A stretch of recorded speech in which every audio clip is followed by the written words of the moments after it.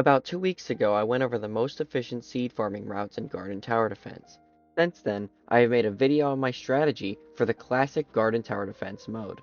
In this video, I'm going to be breaking down my strategy for the survival mode that I concluded in my first video had the highest seed yield per hour. The way I'm going to do that is by splitting the entire run into 4 different sections, each section going into detail per map.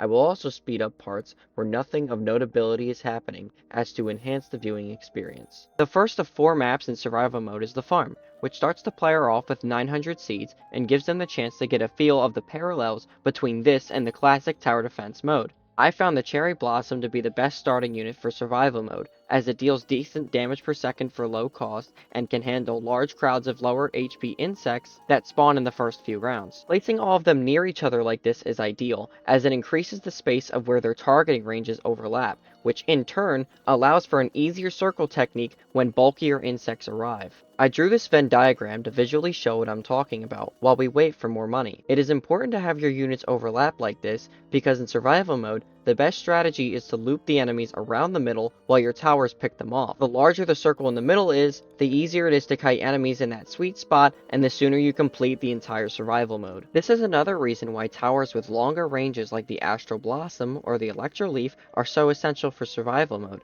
because they increase the size of that sweet spot, allowing for you to dodge more freely while not missing out on damage per second. Right here is where the strategy starts to take off. You want to place the Hell Root around the middle like this, to take advantage of the sweet spot that we were talking about, but you also want to set them the strongest, as right now they are our highest damaging unit and they will handle tankier enemies like ladybugs this early on, so that we're not wasting time on these earlier rounds. A great majority of the time spent on a survival mode run is on the earlier rounds, where you can't invest in higher range units, but also can't speed up that process, so the only option is to wait. Speaking of waiting, our only goal now is to make enough money for the Earth Dragon. The reason we picked the Earth Dragon in this strategy is because it is a spawner unit, which has no boundaries on where it can attack, allowing it to handle slow units that don't make it to the middle as fast, and has extremely high DPS, making it an excellent choice when stronger enemies come in during the later rounds. Ideally, we have 3 Hell Roots, 5 Cherry Blossoms, and 3 Earth Dragons before we place any supporting units. This way, we are still progressing with the difficulty at a linear rate,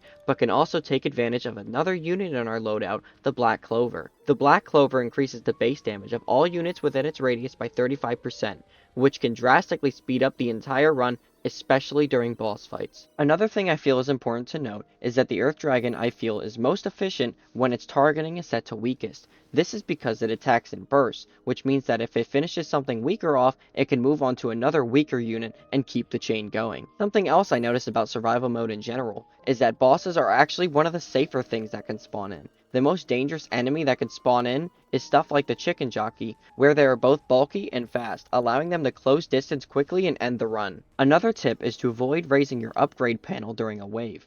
I constantly make this mistake, and if you were watching the video, I ended up taking a hit because something was blocked by the panel and I didn't see it, allowing it to get in close and deal a heavy hit. This alone can end a run, and when combined with being closed in from multiple angles, it's just safer to keep the panel down unless you can guarantee something isn't behind it. Another amazing choice of a unit is the Egg Platinum.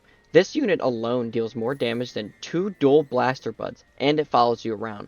This gives you more wiggle room when dealing with large crowds of enemies because it can carve a way through a group of enemies, allowing you to survive situations you otherwise wouldn't have. And if that didn't sound overpowered enough, you can freeze time for a short duration when it is on the board. So if you're paying attention, it's hard to lose with the Egg Platinum. At this point in the run, our only job is to keep upgrading everything so that we can keep up with the rapid spawns.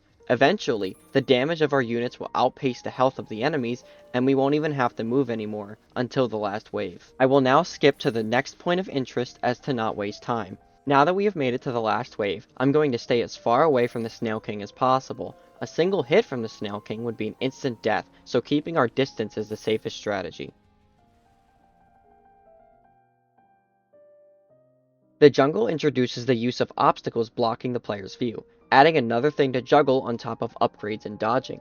Something I found to help with this is zooming out just enough to see a little behind me, while also not zooming in so much so if a tree were to suddenly change my perspective, it would not be as disorienting. Despite the jungle being harder, we use the exact same strategy that we did in the previous map, so I will skip around to points of interest as to not waste time.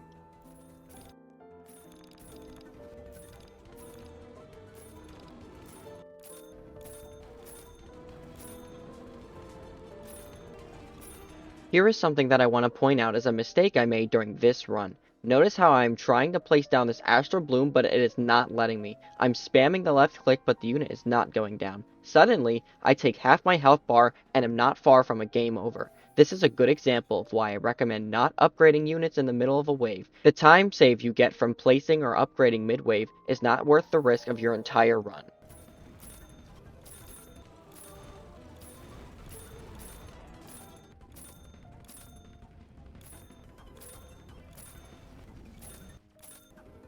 Now that we have made it to the final boss of the map, I feel it is safe to upgrade units mid-wave. This is because the boss is the only threat on the board and very easy to keep track of, so the time save is not a risk in this scenario. The beach is where enemy health ramps up even more. However, that lets us upgrade more units and start to use the dual blaster bud, which up to this point has been a dead unit in our inventory. The strategy is the exact same, however, so again, I will skip the points of interest.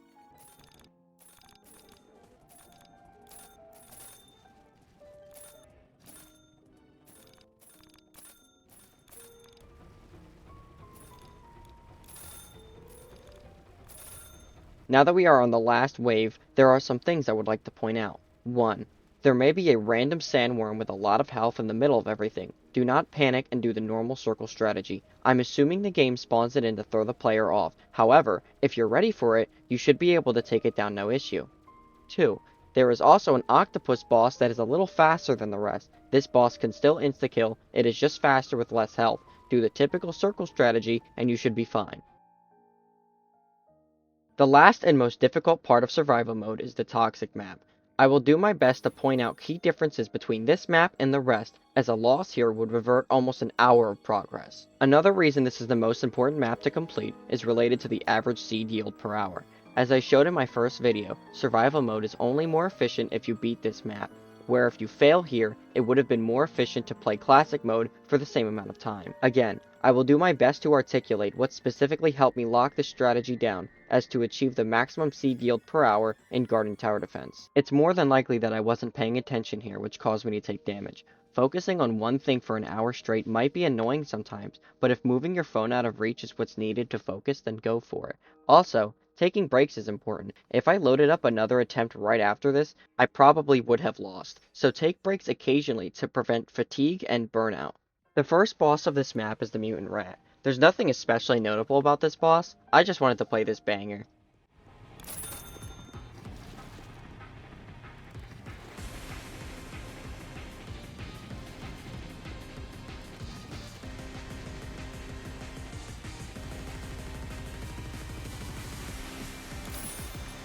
The circle strategy is a little different due to the placement of trees and spawn locations. First you want to move to the back wall where the water flows from. Walking over here will drag the units to you and put you in a good position for our next step, which is to run behind the spawn points. Most of the time, it is best to avoid going anywhere near these dens, as to avoid getting spawn killed. However, by the time we get to this wall, everything has already spawned in, so this is a safe route for the duration of this wave.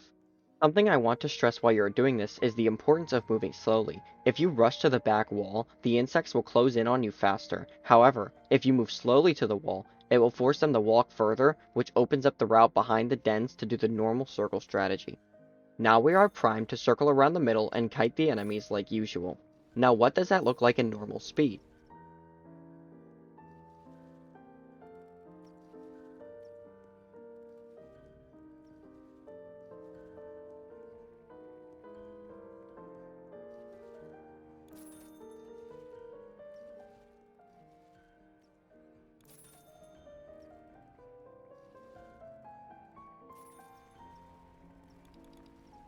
Here is another example of the circle strategy later in the run.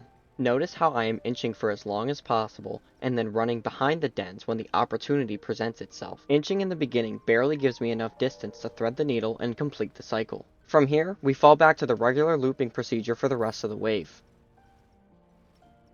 The final boss fight takes everything we have learned up to this point and puts it to the test. Notice how I went the opposite direction from before. This is because once all of the enemies spawn in, they block the original route, so taking the normal route in reverse is a viable option here. If you feel trapped, the egg Platinum is always able to freeze time and get you out of a sticky situation if need be. The best thing to do here is not to panic. It's easy when 60 minutes deep into a run to let nerves get the best of you. This wave is no different from a regular wave with a lot of spawns. It just lasts longer. All you have to do from this point is to repeat the normal circle strat. The rest of this run is pretty much a victory lap, and all you have to do now is wait for the boss's health to drain. Thank you everyone so much for watching this far, and if you liked it, be sure to subscribe. I have more than enough guides on this channel, and who knows, maybe something new will come out and I'll have a guide video for that too. But in the meantime, have a nice day.